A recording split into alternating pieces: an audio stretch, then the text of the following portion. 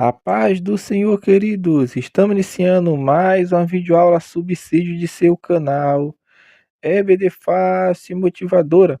E na aula de hoje nós estaremos comentando a lição de número 12 das lições bíblicas adultos, que tem como título Do Julgamento à Ressurreição. Nós estamos dando prosseguimento aos nossos estudos bíblicos deste trimestre, o qual estamos comentando o tema E o Verbo se fez carne.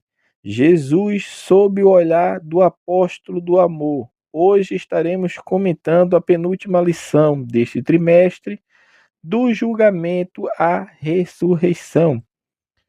Texto áureo encontra-se em João, capítulo 19, versículo 30. E quando Jesus tomou o vinagre, disse: está consumado. E inclinando a cabeça, entregou o Espírito. Verdade prática. Na cruz, Jesus triunfou sobre o pecado. Na ressurreição, conquistou a vitória sobre a morte.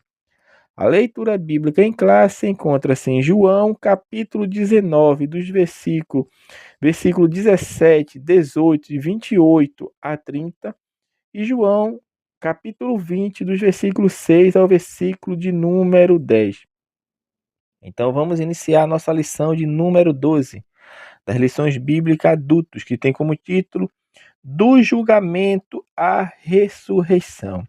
Então nesta lição nós estaremos pincelando, vamos falar assim, porque os aspectos do julgamento até a ressurreição são muito extensos se formos comentar de forma minuciosa cada um dos eventos que acontece nesse espaço de tempo, né? Então a gente vai fornecer subsídio para os irmãos para que venham assim a acrescentar naquilo que os irmãos venham estudar, venham ler no livro de apoio, né? Que é interessante também o livro de apoio, os professores e aí os alunos que desejarem, né, terem, justamente para aumentar um pouco o gabarito, né, o cabedal de seu entendimento quanto ao assunto. Então, esta lição nós vamos estar trilhando justamente o final do livro do Evangelho de João, e nada melhor do que falar da vitória de Cristo sobre a morte, porque ele triunfou, como assim está registrado na sua palavra, está consumado. Então, adentrando na lição, o primeiro tópico da lição é falar sobre a prisão e a condenação de Jesus. A prisão. Neste ponto aqui, o autor justamente vai referir-se ao momento da prisão de Jesus. Nós sabemos a circunstância em que situação Jesus foi preso. Sabemos que ele foi preso por uma traição, vamos falar assim. Na verdade, não foi uma traição, porque já estavam procurando prender a Jesus. Não é no sentido que ele foi traído, por isso ele foi preso. Não. A traição de Judas é pela entrega, pela identificação de ser o Messias, aquele a quem procura, eu vou mostrar para vocês. Porque já existia, de fato, a gente vê pelas Sagradas Escrituras, justamente que as pessoas, as pessoas, quando eu falo, estamos falando dos líderes religiosos, dos fariseus ali, que tinham inveja de Jesus por aquilo que ele fazia, e as pessoas o reconheciam. Então, já existia um complô, uma trama para matar a Jesus. Isso é um fato. E Jesus sabia muito bem disso, porque em outras ocasiões ele saía e dizia que não é chegada a minha hora. Mas no momento quando ele está com os discípulos, como nós falamos também em aulas anteriores, ele fala que é chegada a minha hora. A minha hora chegou, ou seja, Jesus sabia o tempo de Deus na sua vida. E o tempo de Deus na sua vida agora era que chegou a hora. E que hora é essa? É justamente como nós explicamos em lições passadas. É a hora de morrer pela humanidade. Mas sabemos como aconteceu.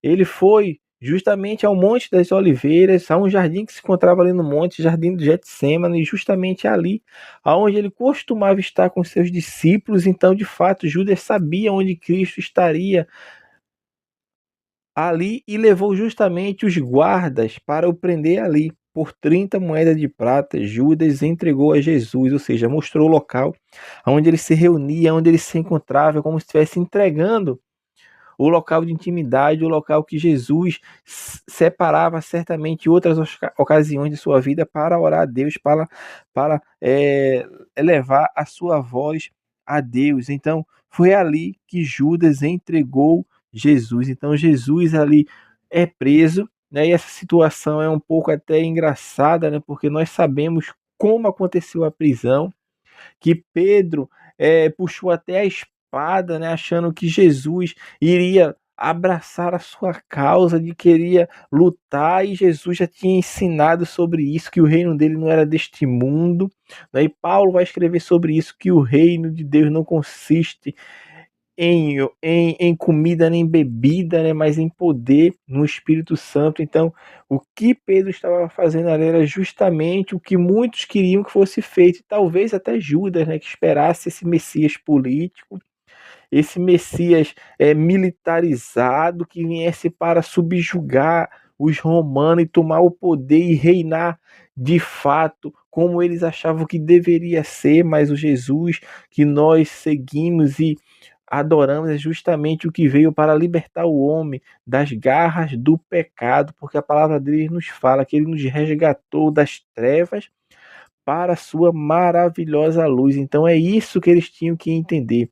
Então Jesus, ele é preso. Isso é um fato. E prosseguindo a lição, o autor vai falar o interrogatório. Observe que dentro desse contexto interrogatório, Jesus é preso, não é isso? E aonde ele foi preso? Foi preso à noite. O julgamento, para ter uma legalidade, para ter a sua ali veracidade estabelecida, né? O seu reconhecimento estabelecido deveria acontecer nas formas legais, como se aconteciam os julgamentos à época. Mas Jesus foi preso à noite e já foi levado para casa do sumo sacerdote à noite, ou seja, tudo dentro da ilegalidade. Tudo isso Jesus falou, porque aqueles que querem fazer coisa errada, eles fazem na noite, na escuridão, ou seja, fazem por debaixo dos panos. Mas o que de fato é, Jesus foi preso e foi levado a interrogatório. E observe que na noite que Jesus foi preso, quando ele é preso ali no jardim de Getsêmanes, os discípulos se espalham, ou seja, sai, some, não querem estar próximo a Jesus, porque Jesus foi preso. E uma situação engraçada, né, que naquele momento ali também existia um jovem ali, que possivelmente era o Marcos, que escreveu o evangelho que leva seu nome, né, estava ali e saiu correndo para não ser preso. Então, de fato, os discípulos correram. Mas neste ponto aqui do interrogatório de Jesus, Jesus é levado para a casa de Caifás, que era o sumo sacerdote. Contudo, os judeus ele não tinham autoridade para condenar ninguém à morte. E é por isso que eles levam Jesus ao Pilatos. Porque Pilatos ele tinha autoridade, os romanos ele tinha essa autoridade justamente de condenar alguém à morte, coisas que os judeus ele não tinha, o julgamento judeu ele não tinha essa autoridade de condenar ninguém à morte. Por isso eles não julgaram Jesus, porque eles poderiam julgar Jesus dentro da sua lei. Entretanto, não seria morto, não seria levado a ser morto, porque Roma não permitiria isso. Para alguém morrer, tinha que ser justamente pelo tribunal romano. E devido a isto, que eles desejavam de fato, a liderança religiosa da época, né, queriam matar a Jesus e levaram Jesus a Pilatos. Entretanto, Pilatos julga Jesus e vê que Jesus de fato era inocente. Nós vemos isso pelo que está revelado nas Sagradas Escrituras. Entretanto, para vamos satisfazer, vamos falar assim, a ânsia, o desejo, a vontade, né, daqueles que levaram a Jesus, Pilatos ali vai condená-lo, né, que é justamente o terceiro subponto deste tópico aqui, a condenação, porque Pilatos vai açoita Jesus, humilha Jesus, coloca a coroa de espinho na cabeça de Jesus. Ferimentos aparecem em Jesus, o sangue escorre pelo seu rosto, obviamente. Jesus estava ali sendo escarnecido, Não é? Então, Jesus passou por esse sofrimento, mas aquilo não bastava, eles queriam a morte de Jesus. E sabia que existia uma tradição naquela época ali, que era justamente libertar um dos prisioneiros. E Pilatos talvez achasse que libertariam a Jesus, mas não, libertou Barrabás, que era líder de sedição, que fazia tumulto, reunia pessoas para perturbar a ordem pública da região, ou seja, trocaram o nosso Jesus, né, por um criminoso. Ele foi contado entre os criminosos, porque ele foi pregado naquela cruz justamente entre criminosos. Então, a condenação aconteceu. Pilatos condena a Jesus, mesmo ele dizendo que lavou as suas mãos. Jesus, em um dado momento, ele fala para Herodes: maior pecado tem aquele que me entregou a ti, que me enviou a ti. Ou seja, uma referência a Pilatos, porque, meu irmão, ninguém estava imune. O nome disso é coragem moral. Pilatos, ele não teve a coragem moral de tomar uma decisão pautada naquilo que ele acreditava ser, porque de fato era mais para satisfazer o desejo dos líderes religiosos. Ele condena Jesus. E quantas pessoas não têm coragem moral de tomar um posicionamento firme nas suas convicções que estão corretas, né? Porque isso é quando as suas convicções, os seus estão alinhados com a vontade de Deus, está certo que eu devo seguir. Então isso se chama coragem moral, é defender os meus ideais pautado nas sagradas escrituras, mesmo que isso venha a ocasionar desinteresse, afastamento de amizades, mesmo que isso venha a ocasionar perseguição, mesmo que isto venha a ocasionar perda de benefícios financeiros, mas o que nos interessa, meu irmão, é justamente entendermos que devemos agradar e obedecer ao Senhor. Então Jesus foi condenado, mesmo não tendo pecado nem tendo errado. O segundo tópico da lição vai falar sobre crucificação, morte e sepultamento. O caminho do Calvário. Aqui nós vamos ver, né, o autor vai até colocar isso, que após a tentativa justamente de Pilatos evitar a crucificação e desejar e querer libertar Jesus, não conseguiu impedir, né, justamente o castigo mais severo que era feito aos criminosos, vamos falar assim, da época, que era justamente a condenação e a condenação por morte de cruz, ou seja, a crucificação, porque a Bíblia fala isso, que Pilatos o entregou para ele ser crucificado. João capítulo 19, versículo 16. Então Jesus agora é condenado, está levando a sua cruz sobre os seus ombros, porque era costume também da dos romanos que o prisioneiro ele mesmo levaria a cruz ao qual seria pendurado no madeiro, e Jesus está indo justamente para um lugar chamado lugar da caveira, justamente porque aquela montanha tinha uma aparência de um crânio. Então Jesus está indo justamente para o Gólgota, que era um lugar público, não era um lugar privado, era um lugar onde todos poderiam presenciar o que estava acontecendo. Como de fato algumas pessoas presenciaram Cristo sendo crucificado, sendo morto, ficar ali por algumas horas preso naquela estaca para ser morto. Então, Cristo, meu irmão, ele trilha o seu caminho e sabendo que o seu caminho que estava sendo trilhado era a vontade de Deus na sua vida. Porque nós entendemos justamente isso, que Deus estava cumprindo a sua vontade em Cristo.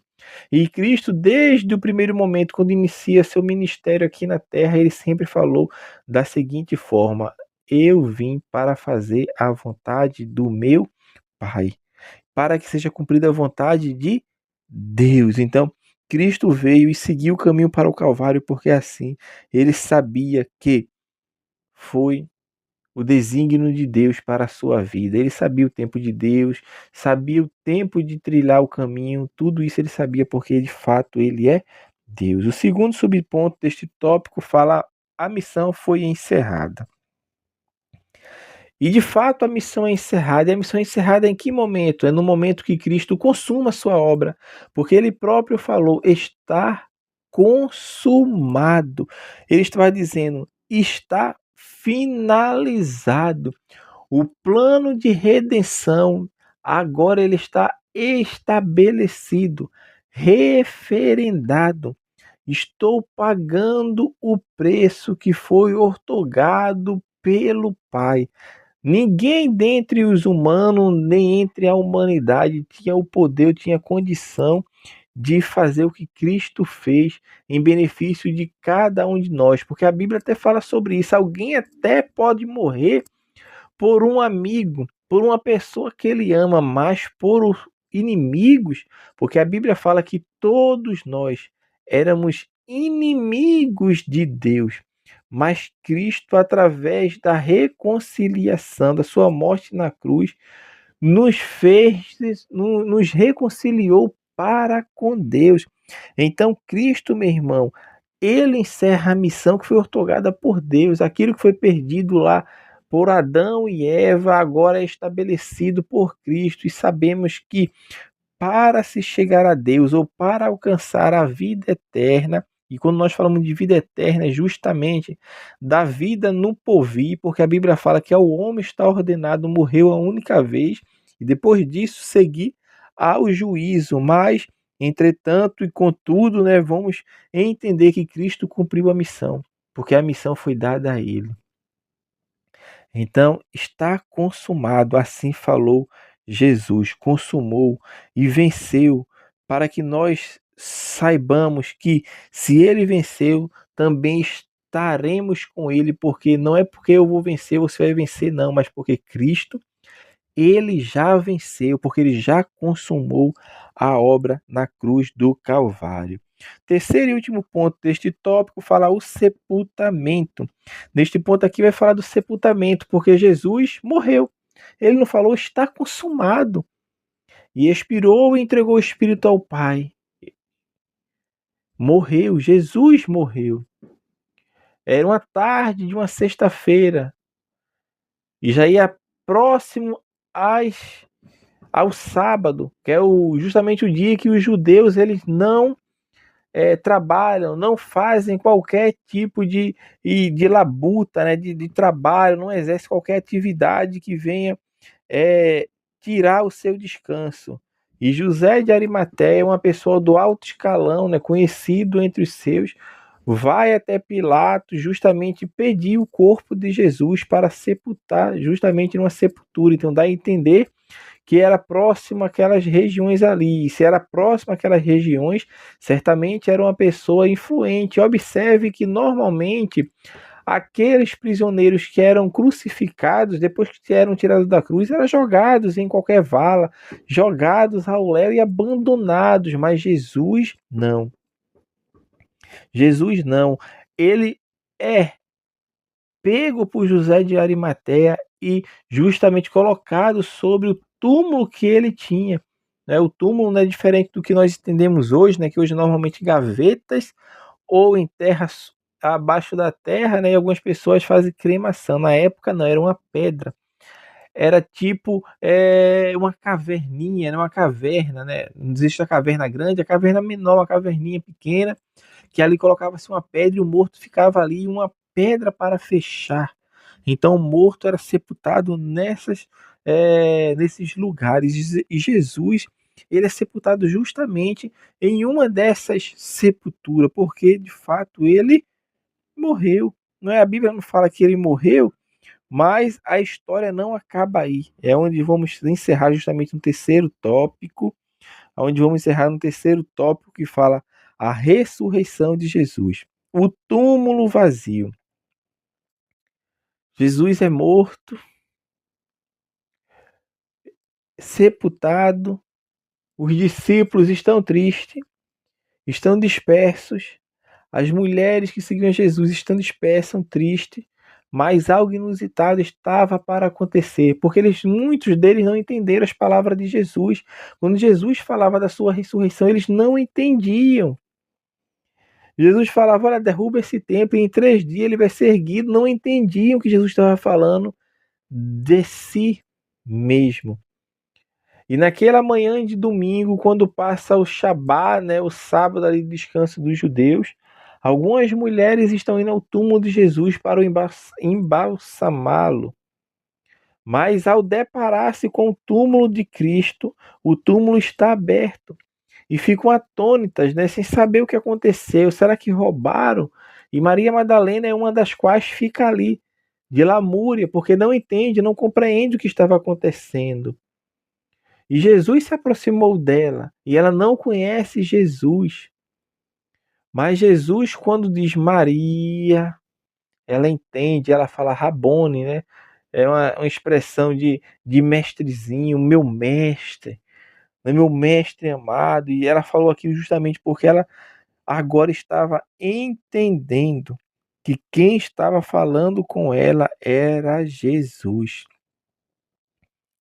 Era Jesus. E o túmulo que ela viu estava vazio. Porque Jesus ele cumpre aquele que falou. Por isso, nós assim ensinamos e pregamos. Porque o único que morreu e voltou para falar do que é necessário para alcançar a vida eterna, este foi Jesus. E ele ressuscitou em um corpo glorioso, um corpo glorificado. Não que ele estivesse com a áurea, né? Ou reluzente, ou resplandecente, não. Estava com o seu corpo, como era visto quando estava com o corpo suscetível às mazelas dessa terra, né? Como doenças, enfermidades, mas agora estava em um corpo glorioso, livres de dores, livres de tristezas, livres de depressões, livres de todas as mazelas que hoje alcançam muitas pessoas nos nossos dias, porque o túmulo estava vazio, porque ele ressuscitou. O segundo subponto fala a ressurreição como base da fé cristã. A base da fé cristã é a ressurreição. Paulo fala sobre isso, né? Porque se Cristo não ressuscitou, é vã a nossa fé. Porque nós falamos justamente, essa esperança do crente é justamente um dia encontrar com Cristo. E Paulo, inspirado por Deus, ele fala sobre isso, que ele fala que aquele que morreu em Cristo será ressuscitado. Aqueles que não passarão pela ressurreição serão justamente aqueles que estiverem vivos quando Cristo vier arrebatar a sua igreja. Por quê? Porque estes serão transformados. Mas tudo isto, meu irmão, é para mostrar que Cristo, quando ele morre e ressuscita, é justamente para mostrar que um dia estaremos com ele, porque a Bíblia nos mostra que, assim como ele é, também seremos, porque ele prometeu que viria outra vez para nos buscar, para que onde ele estivesse, também nós estejamos com ele. E encerrando a nossa lição, o Cristo ressurreto quebra a incredulidade, porque os discípulos estavam amedrontados, tristes. O mestre dele, que estavam com eles, não estava mais entre eles. E muitos não acreditavam, porque as mulheres foram lá, olha, Jesus ressuscitou. Pedro corre, João corre para vê-los, mas Jesus aparece à noite, quando eles estão ceando ou jantando. E Jesus entra sem bater na porta, sem pular a janela, sem subir pelo telhado, porque agora estava em um corpo que era transcendente, ou seja, um corpo que não estava mais sujeito às leis da natureza. Um corpo que não estava mais sujeito, meu irmão, a distância, a tempo e a local, porque agora ele estava em um corpo, como assim nós também teremos. E quando os discípulos vê a Cristo, de fato ali só estavam os 10, porque Tomé no primeiro encontro não estava, só no segundo que Jesus aparece e fala para Tomé colocar a mão, o dedo, né, na sua mão e ver que ele foi o que estava pregado. Então isso aqui nos mostra que o corpo glorificado, ele vai ser em aparência, né, vamos dizer assim, semelhante ao que nós vemos hoje em cada um de nossos irmãos. Então, o corpo glorificado é justamente um corpo novo, é um corpo transformado, né? Novo de transformado, não é novo de eu passei para outro corpo, não, é este corpo que será transformado. A Bíblia fala sobre isso, que o que é corruptível se revestirá de incorruptibilidade, aquilo que é mortal se revestirá de imortalidade. Não está falando da transformação deste corpo abatido em um corpo glorioso, como fala Paulo. Então, isso que nós temos que entender. O Cristo ressurreto, quando ele aparece, os discípulos agora creem. E aquele que não estava lá, que fala que só acredita vendo, ele viu e tocou. E Jesus falou que bem-aventurados são aqueles que não viram, mas creem. E quem não viu e crê são justamente cada um de nós, que não vimos, né? Mas cremos, porque de fato sabemos que o nosso Senhor, ele ressuscitou. E ele ressuscitou justamente para fornecer a cada um de nós a possibilidade de termos a vida eterna. Por que eu falo possibilidade? Porque ele outorga isto para cada um de nós escolhermos e assim desejarmos estar ao seu lado. Assim nós estamos encerrando a nossa lição de número 12. Nesta lição nós comentamos do julgamento à ressurreição de forma bem resumida, rápida e direta para que os irmãos venham entender e compreender justamente para auxiliar com subsídio extras. Que Deus abençoe os irmãos e até a nossa próxima aula, se assim o Senhor permitir.